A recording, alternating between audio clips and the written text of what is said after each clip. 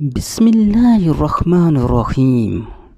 تمام دوستوں سے گزارش ہے کہ ایک دفعہ اپنے پیارے نبی صلی اللہ علیہ وسلم پر درود شریف پڑھ لیجئے۔ اللہم صلی علی سیدنا مولانا محمد وعلی آلہ وسلم۔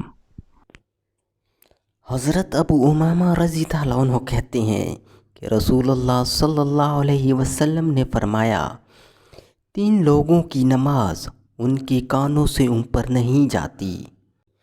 ایک بھگوڑے غلام کی جب تک کہ وہ اپنے مالک کے پاس نہ لوٹ آئے۔ دوسرا عورت کی جو رات گزارے اور اس کا شوہر اس سے ناراض ہو۔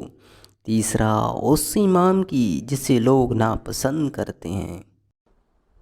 قرآن و حدیث کی خوبصورت ویڈیوز کے لیے ہمارے چینل کو سبسکرائب کریں اور ہماری حوصلہ افزائی کریں۔ جزاک اللہ۔